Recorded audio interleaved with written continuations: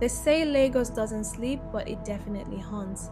And in the concrete labyrinth of UNILAG, where the pressure to shine is as heavy as the humidity, I was just another girl trying to mask my hunger with borrowed lace.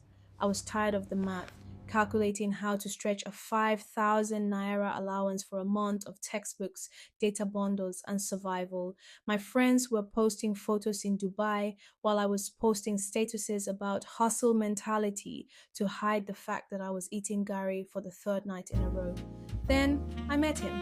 He didn't look like the demons the pastors warned us about. He looked like luxury, the scent of expensive leather, a watch that cost more than my father's annual salary, and a smile that promised to make all my arithmetic disappear. He called me his butterfly. I didn't care that he was old enough to be my father. I only cared that he was young enough to afford my future. The first time I walked into his penthouse in Victoria Island, the air conditioning hit me like a revelation. There were silk sheets, chilled champagne, and a stack of cash on the bedside table that made my heart race for all the wrong reasons. I stopped attending lectures. Why study for a degree that offered a starting salary of peanuts when I could earn a harvest in a single night? Life became a blur of high end lounges, designer tags, and the intoxicating feeling of being seen. I was the girl everyone whispered about in the Akoka campus, the one who stepped out of a black SUV in front of the Senate building. I felt untouchable. I thought I was playing the game, but I didn't realize the game was actually playing me. It started with the dreams. At first, they were just fragments, shadows moving in the corner of my room, the feeling of cold hands pressing against my chest while I slept. I'd wake up soaked in sweat, feeling emptier than the days I was broke. I looked in the mirror one morning and didn't recognize the girl staring back. Her eyes looked dull, drained of the spark that used to define me, as if someone had taken a siphon to my very soul. He changed too. He grew vibrant, younger, almost radiant. Every time I left his place feeling exhausted, he looked like he'd just returned from a fountain of youth.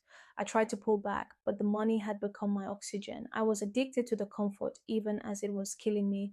Then came the final night. He took me to a secluded house on the outskirts of the city. No lights, no champagne, just the smell of burning incense that stung my nostrils. He told me it was a ceremony of commitment.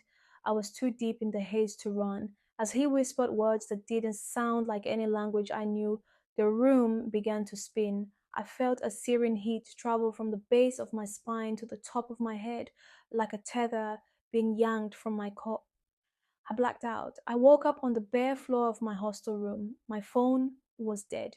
My body ached as if I'd run a marathon. And when I looked in the mirror, I saw an old woman's spirit trapped in a 20-year-old's body.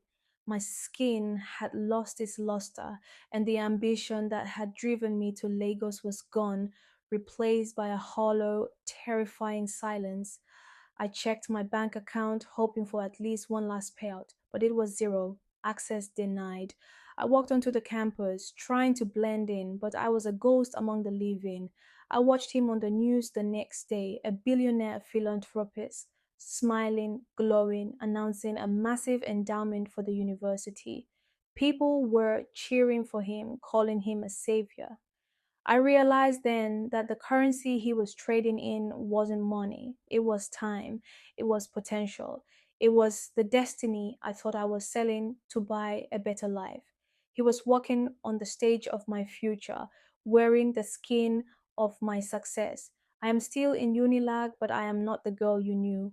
I walked through the halls, invisible, a warning written in bone and shadow. If you see the girl in the black SUV, if you hear the promise of easy gold, don't look back.